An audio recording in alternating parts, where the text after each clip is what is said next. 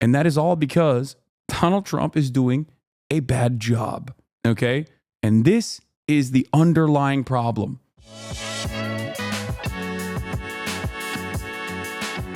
New funny Walter Masterson. Yeah, it's right in front of me right here. Look, we got it right here. Explaining tariffs to MAGA. It's going to take America back, baby. Donald J. Trump, man. What's one of your biggest issues? Probably going to be inflation, because I sell T-shirts and all that stuff. Your T-shirt. Bro, that's my favorite. Trump merch guys talking about the tariffs is my favorite, dude. Oh my God. Oh my God. This is, I think, analogy to what we were just talking about. Walking into the lion's den, slathered in meat, right? A Trump merch guy actively promoting Donald Trump is like chickens for KFC, okay? You are a drop shipper. Trump's tariffs will destroy your business like more than anything else, okay? And I love that. I love that. For me, it doesn't matter, right? Ideology.shop. You can go grab your merchandise. It's American made in a union shop. That's who I work with. I work with union garment manufacturers made in the United States of America.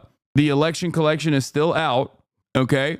But he is cooked. He's cooked. This is the dumbest thing of all time. It's something that I've made fun of quite a bit. Shirts are made in the USA? No, my blanks, no. See, that's the thing Trump's talking about. If we tax them, hit tariffs, the same item they're making over there will cost the same to make over here. We pay the tariffs. Well, the companies pay the tariffs, not us. China. Dog, you're going to pay the tariffs. You are directly going to pay the tariffs. Doing union stuff is some MAGA left shit, bro. Yeah, I know. As you guys know, as the MAGA leftist, despite the fact that CNN, Donny O'Sullivan, quite literally presented me as a counter to the MAGA communists, there are some people out there who believe that I am the MAGA left. It's funny, so we'll just go along with it, I guess. You made a worst YouTubers rated by viewers list. According to also at 1 star is HasanAbi for his low effort reaction content and political views. Less than 1. His low effort reaction content and his political views. Nice, man. Tell me why the internet is not busted. Okay, tell me why. That was some high effort critique right there. I know. Look, there's nothing I can do about it. It is what it is. For my political views, by the way, I am alongside J Station, Dr. Disrespect. I don't even know who the these people, and Miranda Sings. Oh, we are so cooked as a nation, dude. We're so cooked. Oh my God. The internet, bro, look at the number of reviews is literally 13 people. Yeah. China doesn't pay the tariffs. We do when they come in. What did Jesus do for you? No, it doesn't work like that. Like if I'm buying 1,000 shirts from China and there's a tariff on it, I'm paying the tariff. Well, no, whoever's getting it imported in is going to pay the tariffs. Yeah. I'm the business owner. I'm paying the tariff. China doesn't pay it. I pay for it. Well, Like if I'm the business owner and I buy 1,000 shirts, I see what you're saying. China's not Jolly. So I'm trying to explain. Who pays the tariff? They're paying the tariff. Do you think that? You believe that? Because I was trying to say, because I sell merch as well. I sell you something for $10, right? You're going to sell it to him for $20. Exactly. But then I make you pay me $15 for it. Are you still going to sell it to him for $20? Am I going to sell it to him for 20? If I raise the price $5.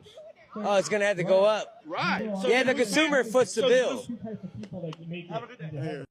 You should post more 3 a.m. shorts about your enemies. I have no enemies. Dude, these guys, once again, so much of this stuff is just like unironically coming from a place of just like not knowing a single damn thing about the issues that you advocate for. So much of this, yeah. This is a ridiculous take. Obviously, I just this is what I was referencing before. The radical shit. You know, I don't have any statement that I can make beyond that. It's just ridiculous, you know? Small business owner doesn't think he's a consumer too. Yeah. I found a post about you on another subreddit. It's getting ridiculous. Yes, dude. Reddit is a hostile territory, okay? I talk for 10 hours on politics every single day. We're not doing hater talk, okay? We got a lot going on today. Before I started watching you, I chimed in on a random comment with some mid-sized sub, said I didn't know you. but you don't seem that bad. And I got major downvotes for not hating you, Lamont. I know. Everywhere. Like, my most active, most vocal haters are some of the worst people you've ever seen. Okay? So that's it. I think the hate doesn't stick because at the end of the day, a lot of people are fed up with the current system and do believe in your ideas to a certain degree. I think the hate sticks for people who just like don't really pay attention. And there's a lot of people who don't really pay attention. But I think when it becomes overwhelming from the side of the haters, they inevitably turn around and go, all right, dude, maybe you're being a little insane right now. You know, how about you calm down? Okay. How about you calm down a little bit? You're like, you know. Anyway, let's see what Jamel Bowie had to say. Post a headline because I'm too lazy to do the screenshot, but there's this piece in The Atlantic by Tim Alberta about kind of the last days of the Trump campaign, basically. And there's some really interesting stuff in there, including the fact that the guy responsible, more or less directly, for the comedian saying the racist thing about Puerto Ricans at the Madison Square Garden rally, the guy responsible for that is a J.D. Vance staffer, a guy brought onto the campaign by J.D. Vance. And he's like some weird, you know, incel type who loves this comedian. And so got him onto the stage without being vetted by anyone. Which tells you the level of, I guess, organization in the campaign. But it's also a reminder that Vance really might be, especially if they lose, the single worst vice presidential pick. Is it intended for certain audiences? Disclaimer new, or has it been on your stream? Yeah, they did content warnings for sensitive political discussions. So it's like automatically on, or it automatically triggers when I start talking about politics, or I can manually set it, but I believe it's already set. So I didn't manually set it today. Pick of the modern era. It's not just that he is personally off-putting and deeply unlikable, but that he is so plugged in to like the incel sphere. That's like his whole world. Yeah, they're hyper online, man. It's not a good standard for a national campaign. It's just not good. And I keep repeating this over and over again. I think this kind of stuff is gross to like normal voters. Now everyone around them is from that world, that they have no idea how to sound normal anymore or how normal people react to that stuff. And they've really saturated the Trump campaign with all of this nonsense. And as we see, like, Trump forgot what made him successful. Okay, what made him successful in 2016 was presenting himself as a moderate. Like, he was a different kind of Republican. He represented a change. He was the anti-establishment. He was going to shake things up. Now, 4 years later of his presidency, he didn't do that, right? But it didn't matter at that point. Then people were like more comfortable with him on the Republican side as a guy who, you know, they voted for. He pushed for their causes. He triggered the libs, all that stuff. And it also basically gave them a sense of comfort and security. We are now watching this race unfold. And Donald Trump has no way of communicating like moderate positions. He actually could.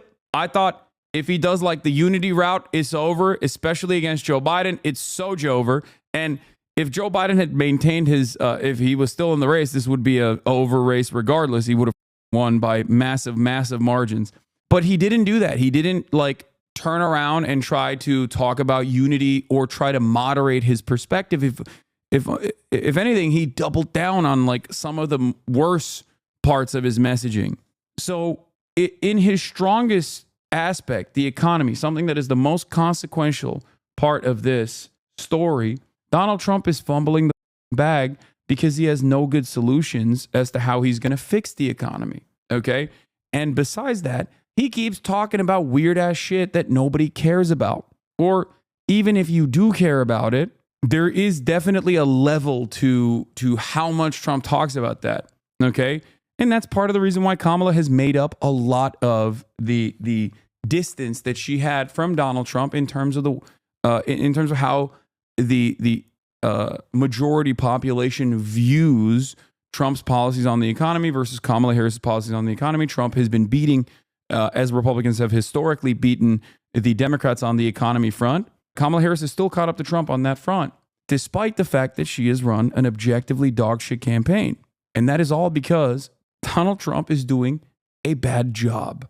Okay. And this is the underlying problem because he is hyper online. The people in his orbit are hyper online. He's using Donald Trump Jr., a douchebag who doesn't know anything to make decisions, like pivotal decisions, like, you know, getting JD Vance to be on the ticket. He's got Elon Musk on his side. Okay. This kind of stuff is throwing. You're just basically throwing the election. Okay. That's what you're doing. You are throwing. And these are the reasons why I still think Kamala Harris is going to most likely win the election. If you were to ask me a couple months prior, I would have said, and I did say, that Kamala Harris is very likely going to win the election. It has gotten significantly harder for her to win due to her own version of the throwing. Bad policies, bad campaigning, not separating herself from Joe Biden. But Donald Trump is sauceless. With the Madison Square Garden incident, it's really come back to bite the Trump campaign in the ass. Backed by popular demand, Angelica, we're on our afternoon constitutional, and she is having a great time. Having a good old time. Oh, gonna try to eat that bug. Got away from you. Kamala bought you? Yeah, totally. Notice how I was talking about how objectively dogshit the Kamala Harris's campaign was? That's what they're paying for. They're paying me so I can keep consistently saying their campaigning strategies have been bad. It's a risky gamble to assume that you are not going to hemorrhage your base of support. That's how it works. They have they're pay pigs. That's why they are doing this. They're giving me money so I can shit on them. They're just that dumb, dude.